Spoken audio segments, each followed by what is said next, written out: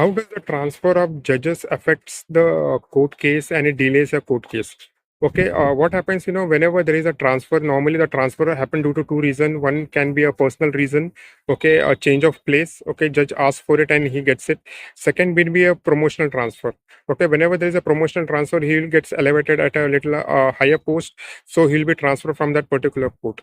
So what happens when the judge gets transferred, the matter which is pending before that court for any order or for any judgment, okay, it is again kept for final argument before another judge who is going to come. So if you are if the advocates and the litigants have finished all the arguments and all the proceeding, then and it is kept for judgment before that particular judge, and the judge get transferred, then when the new judge comes again, you the advocates and the litigant have to argue the final argument and keep it for judgment. So it becomes entirely an exercise and big task for an advocates and litigants, and sometimes it becomes very frustrating also.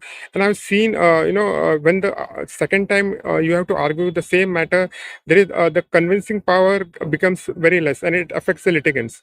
Okay, so whenever this type of exercise is being done of transfers and all, the advocate should be taken into confidence, stating that he should be told that my transfer will be taking place shortly. So if you want to argue as this case is for final argument, if you want to argue this case, then you argue at your own risk, because I'm not sure that I will give it for judgment or not. Okay, so that he is mentally prepared that it may happen or it may not happen. Okay, or he will directly argue this matter before a new judge who is going to come. So I feel that there should be some kind of a transparency, and it should not unnecessarily burden the litigant and burden the advocate in this matter. So transfer of judge should happen and required. Okay, but it should dealt and happen in a professional way rather than in a very secretive manner.